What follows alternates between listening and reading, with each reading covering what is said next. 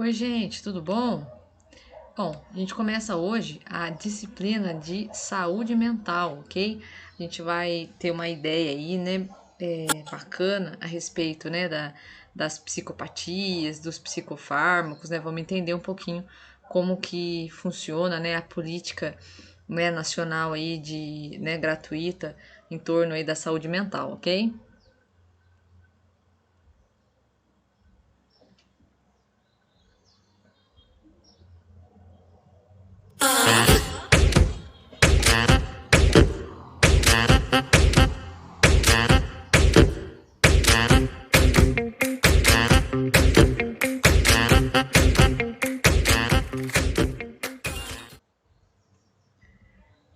Bom, então só para a gente dar uma esclarecida, aqui seguem, né, as nossas datas, tá? É, as nossas aulas são sempre às sextas-feiras, tá? Então a gente tem, né, até o ano que vem a aula dessa disciplina, né? Então, só para vocês terem uma ideia, a entrega dos trabalhos, né, que eu vou postar lá no Classroom para vocês, é até o dia 22/1. A data da prova até o dia 29, a vista dia 5 de fevereiro e a recuperação dia 12. O legal, gente, seria que, né, vocês não deixassem o trabalho para a última hora, porque a gente vai ter aí o período de férias, né? Então, dá para, né, se programar aí para tá entregando, né, o trabalho, não deixar ficar atrasado nessa entrega aqui, tá?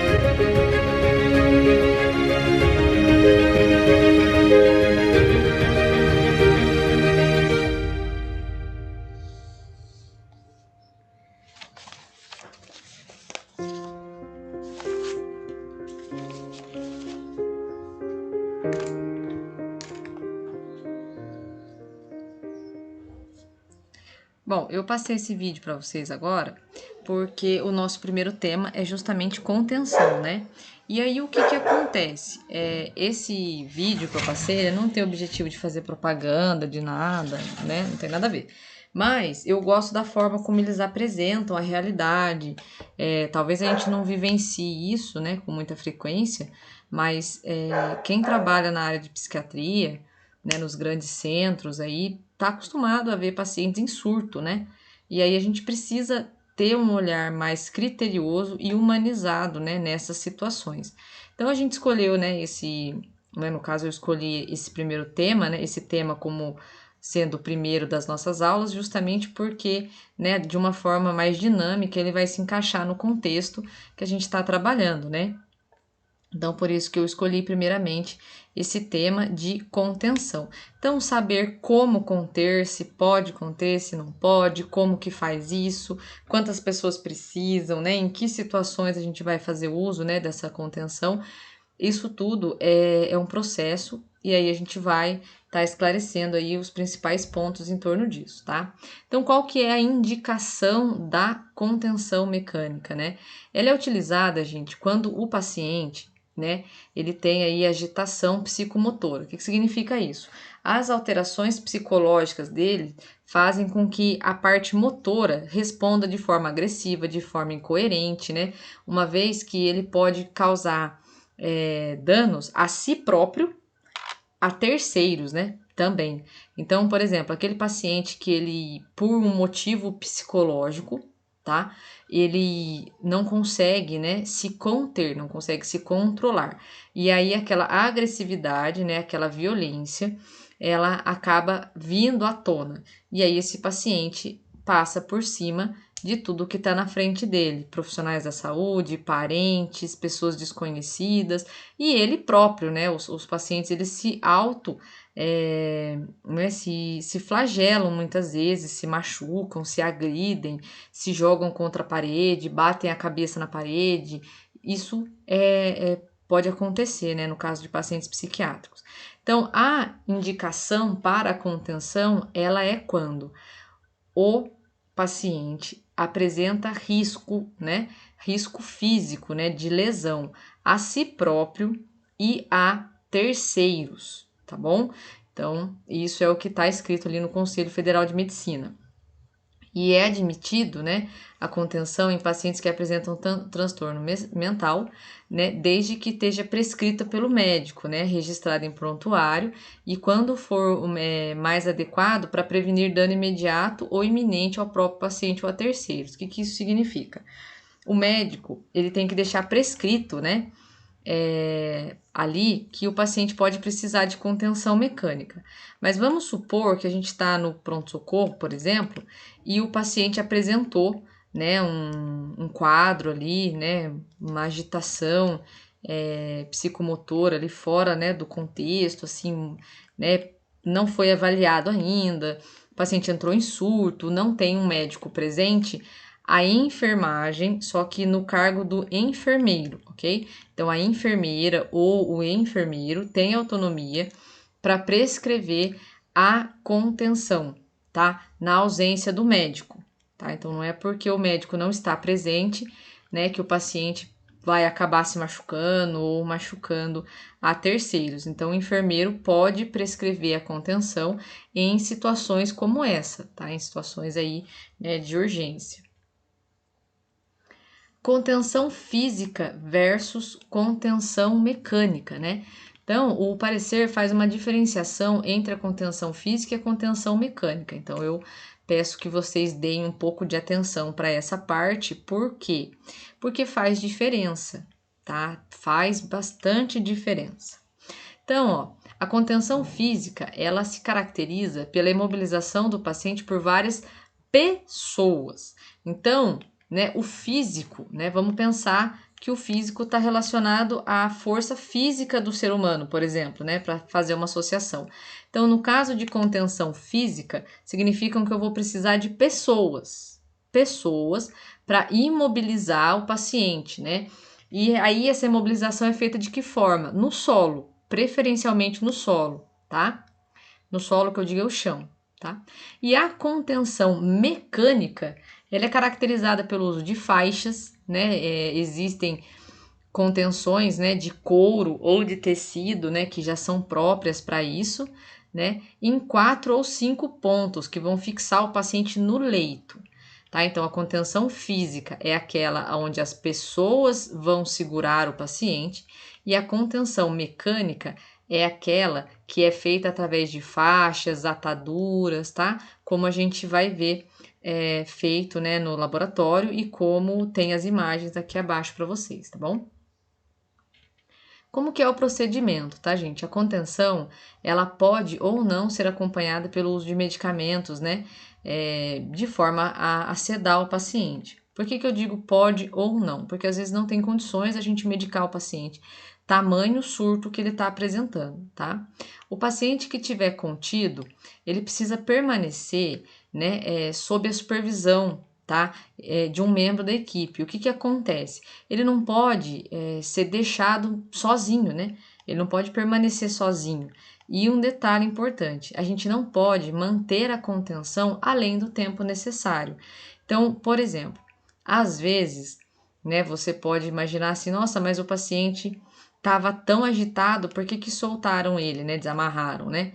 Isso é comum a gente ouvir as pessoas que viram o surto do paciente, porque não é mais necessário, né? O médico tem condições, né, de revogar ali a prescrição da contenção. Não, esse paciente não tem mais risco de surto, né? Então, a contenção, ela não deve ultrapassar o tempo necessário. Ou seja, não vale tipo, o paciente está incomodando, o paciente não para de andar de um lado para o outro, o paciente não para de fazer barulhinho, vou amarrar o cara. Não, não vai.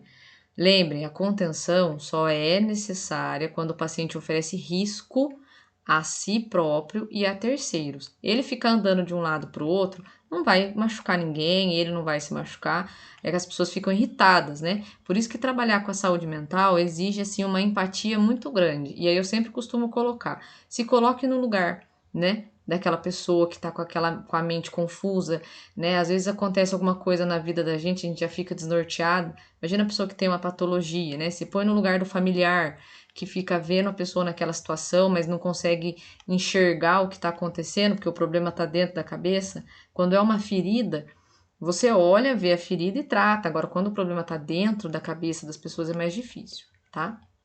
Um elemento da equipe de enfermagem, ele permanece junto com o paciente e dá assistência integral durante todo o tempo em que ele permanecer contido. Hidratação, alimentação, higiene, mudança de decúbito, aquecimento e proteção com roupas, tá? Além de interação e sempre oferecer informações sobre o tratamento e o apoio, né, como medida terapêutica. O que isso significa? Não é para eu amarrar o paciente, conter o paciente, sair, tchau, pardal. Não.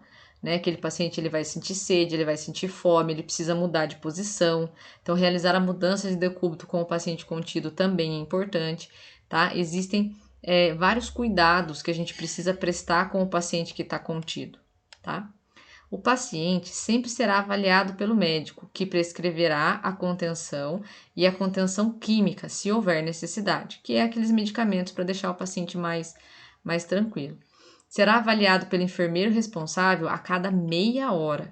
O elemento da equipe de enfermagem que for escalado para permanecer junto ao paciente não deve afastar-se sem deixar um substituto. Gente, muitos acidentes podem acontecer com o paciente contido, tá? Vocês não fazem ideia da força que a pessoa tem, que o ser humano tem, quando ele tá, né, apresentando um episódio de surto, né? Então é uma coisa assim, fora mesmo do comum. Então a gente não pode dar bobeira, não pode né, dar moleza, que nem o pessoal fala, tá? O número recomendado de profissionais de saúde para realizar a contenção de um paciente em surto psicótico ou agitação psicomotora é de 5, devidamente treinados. Por isso que eu gosto daquele vídeo, né? Então vocês podem observar que tem um paciente no tronco, ali na região da cabeça, um para cada braço e um para cada perna, dando um total de 5, tá? Só que eles precisam ser devidamente treinados, porque senão vão se machucar e vão machucar o paciente. Nas demais situações, caberá ao enfermeiro a avaliação do número de profissionais necessários. Então, por exemplo, já aconteceu de 5 pessoas não serem suficientes para segurar o paciente. Então, foi necessário 8 pessoas para conter um determinado paciente, tá? Era um paciente bem grande, tinha um porte físico bem grande, e além do porte físico, né, grande, ele também estava muito agitado, ele teve um surto muito violento. Então, nesse caso, foi necessário mais profissionais do que é o recomendado. As instituições de saúde mental devem contar com um protocolo assistencial, com o intuito de regular o uso da contenção mecânica e o monitoramento do paciente contido, né? Então precisa ter um protocolo, tá, gente? Não é assim de qualquer jeito, vamos conter. Não. E tem, tá? A grande maioria das instituições tem sim um protocolo bem legal com relação à contenção física e mecânica, tá? Aí aqui, né, eu coloquei para vocês essa parte aqui que fala da enfermagem, tá? Ó, eu não vou ler tudo isso, mas tem no material, né? Como forma de apoio, né? Onde a execução da contenção ela pode ser feita por auxiliares e técnicos, desde que esteja sob a supervisão do enfermeiro, né? E o Conselho Federal de Enfermagem, né, apoia ali em situações de urgência e emergência a prescrição do enfermeiro, né? Para que ele possa ali, de forma a empregar a contenção, né, em situações extremas, né? Então, o enfermeiro ele tem essa autonomia, né, para fazer isso, tá bom? Aqui, né, é vedado aos profissionais de enfermagem o emprego da contenção mecânica de pacientes com propósito de disciplina, punição ou coerção, ou por conveniência da instituição ou da equipe de saúde. Ou seja, vamos supor que a enfermeira chegou e viu lá uma pessoa que, né, de alguma forma acabou dando entrada no posto, apresentando aí uma síndrome do pânico, apresentando, né, um transtorno, alguma coisa assim, e a enfermeira fala, é hoje, vou conter ela. Não pode, isso é crime, tá? Então, assim, não pode conter o paciente porque ele tá andando para um lado para o outro, não posso conter o paciente porque eu não vou com a cara dele, isso não existe, tá, gente? Isso aí é absurdo, é criminoso. Tá? Isso não pode acontecer. Mas acontece que eu falei para o paciente não puxar o acesso. Ele puxou, eu falei que eu vou amarrar ele. Não pode. Uma coisa que a gente escuta muito. Olha, toma o remédio, senão vou te amarrar. Senão vou ter que te amarrar se você não tomar o remédio, né? Aí o paciente pega e fala assim, tá bom, não vou tomar. Aí ele não toma, não apresenta risco, você vai amarrar ele? Não, não pode amarrar, tá? Então a gente não pode utilizar a contenção dessa forma, tá? Então precisa ter bastante cautela com relação a isso. Aqui temos um desenho, né, de pontos onde a gente pode estar contendo o paciente. Então a gente coloca 2 ataduras nos punhos, região aqui, ó, do tronco, que a gente utiliza um lençol, tá? Então tronco, quadril e joelhos a gente faz com lençol, atadura e algodão ortopédico nas extremidades, tá? Então aqui a gente tem, né, um modelo, né, de cama, tá? Ó, leito, aqui, ó. Leito pronto para receber o usuário para ser contido, lençol para contenção de tórax e pelve, atadura e algodão. Em alguns lugares esse leito já fica pronto, tá? Porque são instituições que estão ali aptas a receber paciente assim em franco surto, né? Então, normalmente em alguns lugares a gente vê esse leito pronto, aguardando, né, o paciente caso necessário. Observe o seguinte, a contenção, ela precisa ser larga, tá? Ó, não vale você pôr uma tripinha aqui para amarrar o paciente, você vai fazer um corte no punho do paciente, porque como eu falei, os pacientes têm muita força, eles puxam aquilo e aquela atadura vai rasgando a pele do paciente, tá? Isso aí, gente, é uma coisa muito, muito grave de se fazer. Então a gente forra com algodão ortopédico primeiro, ó, de uma forma que fique bem largo. E outra, né? Quando a gente coloca assim, dessa forma mais larga, o que acontece? Fica mais difícil do paciente puxar, tá? Aqui um exemplo de amarração de quadril, ó, com o lençol, tá? Ó, onde é feito, né, um trançado aqui. Contenção de tórax, muito cuidado, tá? Em pacientes femininos, em paciente mulher, né? Por conta aqui dos seios, tá? Então a gente sempre coloca acima dos seios, nunca acima, que eu digo pra cima e não em cima dos seios, tá? Pra cima. Aqui a amarração do punho, ó, tá? Fica bem difícil mesmo do paciente puxar. Cuidado para não amarrar naquela grade, tá? Que a gente abaixa e levanta. Dependendo de como você mexer essa grade para fazer cuidado, você pode machucar o braço do paciente. Aqui na região do tornozelo, também de uma forma bem larga.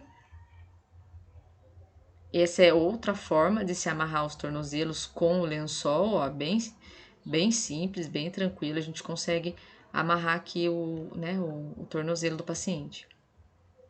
Outro tipo de amarração de tórax, tá?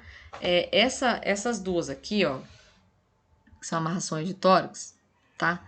A gente avalia a situação, tá? Isso aqui é uma questão de verificar o tipo do leito, o porte físico do paciente, né? Então, por exemplo, né, nesse caso aqui, ó, né, desse exemplo, dessa imagem, né, que a gente faz essa cruz para amarrar aqui, em casos de mulheres é melhor, né? Enquanto o paciente estiver mais agitado. Depois a gente coloca um travesseiro aqui em cima para acomodar o pescoço, não ficar desconfortável, tá? Até passar aquele surto mesmo, tá? Aqui a gente tem o quadril, que a gente já viu, e aqui os joelhos, tá? Ó. Nossa, professora, mas precisa amarrar o joelho? Precisa. Em algumas situações, sim.